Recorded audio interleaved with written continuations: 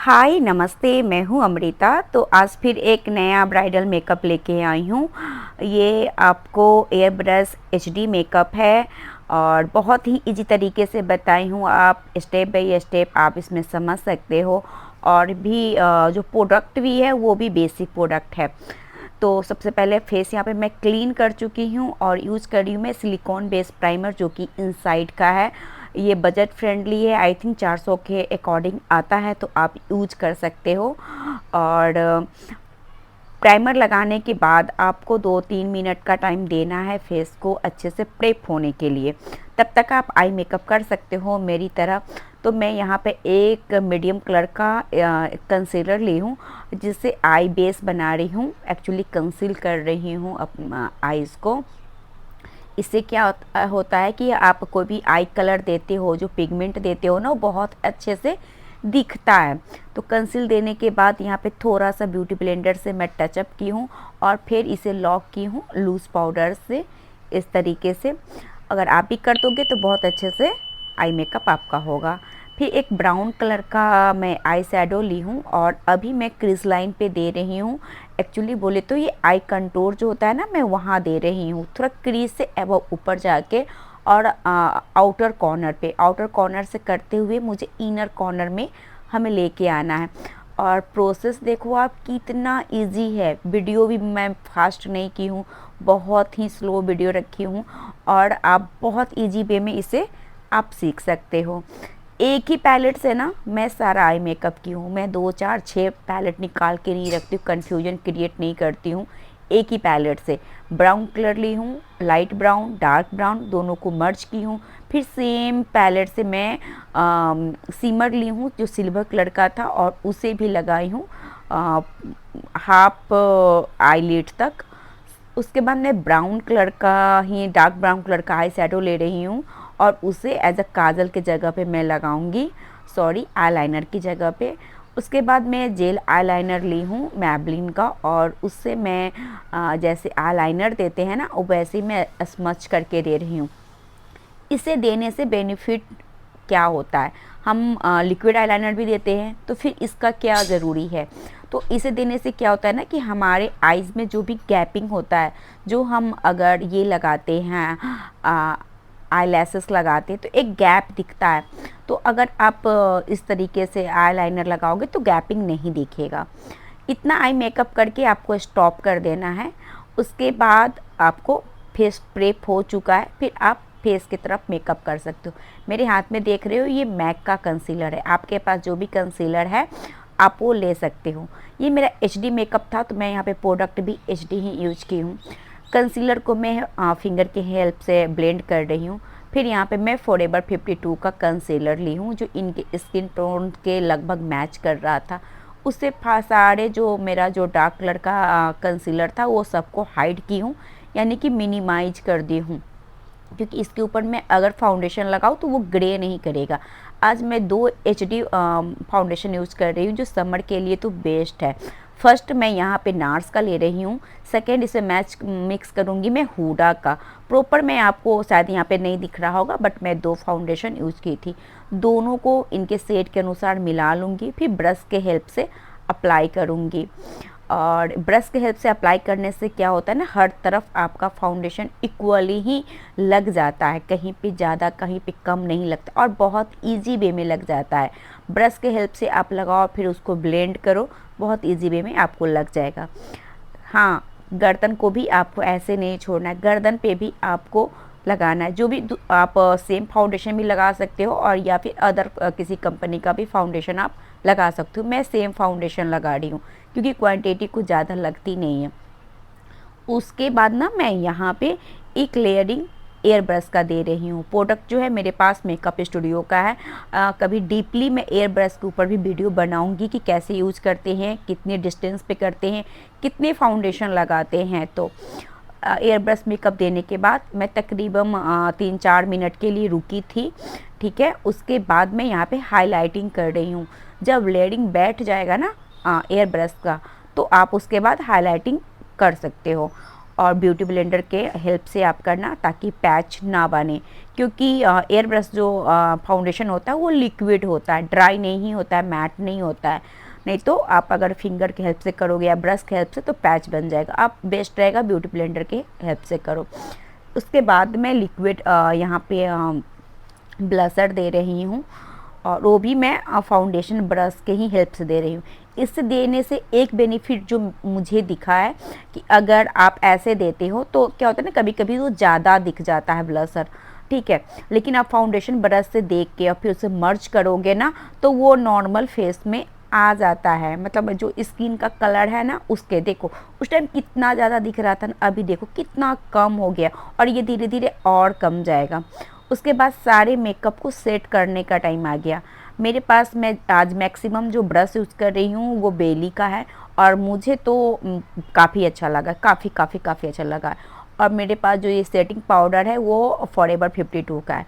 तो ये आपका जो हुडा का पाउडर आता है ना, सेटिंग पाउडर, उसके टक्कर का है। अगर आप 3000-4000 तक नहीं जा सकते हो तो आप ये ले सकते हो, ये अंडर 1000 में बहुत अच्छा पाउडर है, और ये सारे स्किन पे चल जाता है।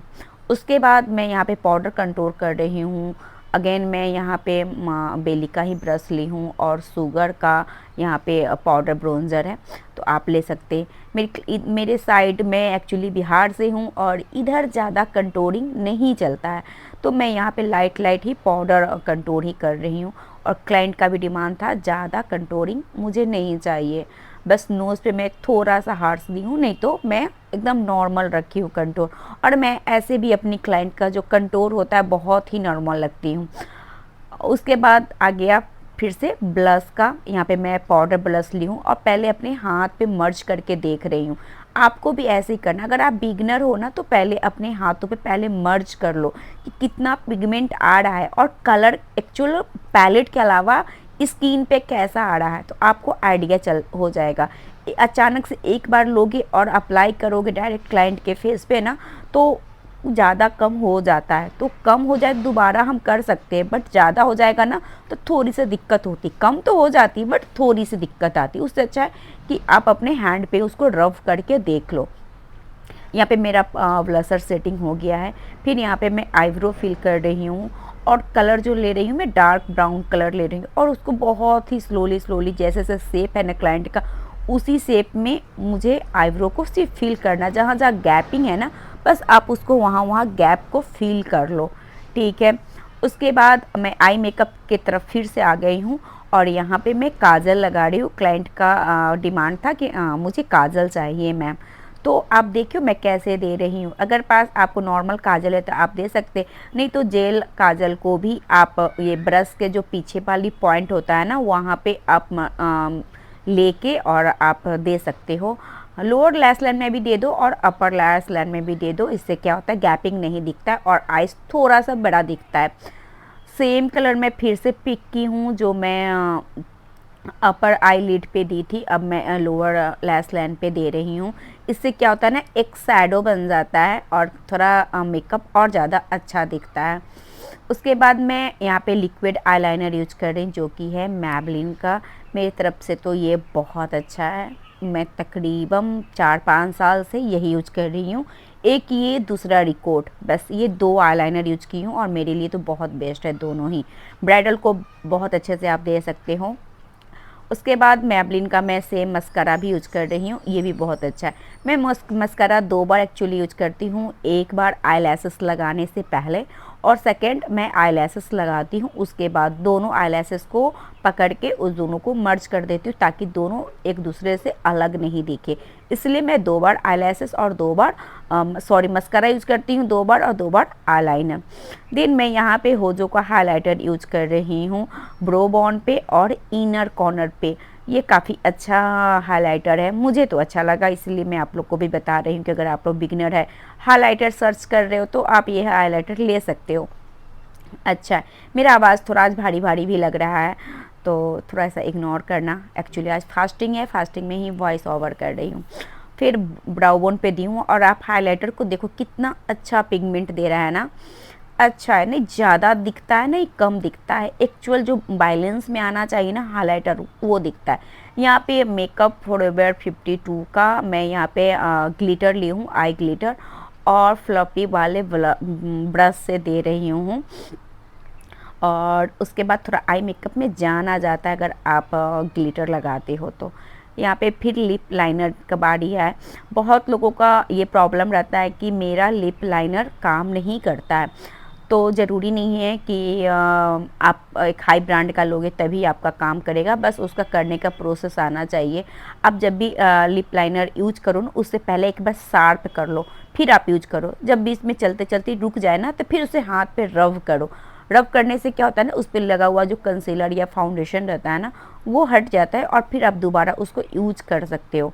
लिप लाइनर से बहुत अच्छे से लिप में शेप एक आ जाता है।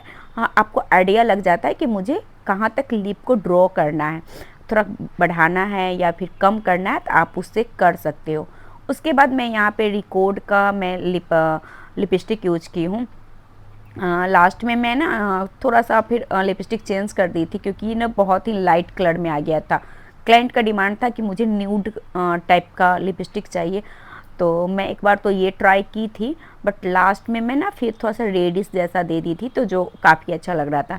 वैसे क्लाइंट ये भी लिपस्टिक लेने के बाद बहुत खुश थी। सारे मेकअप को फिक्स कर देना है, तो मैं यहाँ पे रिकॉर्ड का मेकअप फिक्सर यूज की हूँ। ये काफ़ी ट्रेंड चल रहा है, हर किसी को देख रही हूँ कि हाँ ये बहुत अच्छा है, बहुत अच्छा है, तो बहुत अच्छा सुन के मैं भी ले ली थी। मुझे उतना खास अच्छा नहीं लगा है, जो भी और मतलब जो जेनुअल भी मतलब मैं बता रही हूँ आपको फीडबैक, मुझे उतना अच्छा नहीं लगा है। ठीक है। हाँ, उसके बाद मैं मैबलिन का यहाँ पे हाइलाइटर यूज कर रही हूँ। ये भी हाइलाइटर बहुत अच्छा है। मेरी क्लाइंट को ज़्यादा हाइलाइटर नहीं चाहिए था, तो मैं थोड़ा थोड़ा हाइलाइटर दी हूँ कि फेस थोड़ा मतलब अच्छा दिखे, सॉफ्ट साइन जैसा दिखे।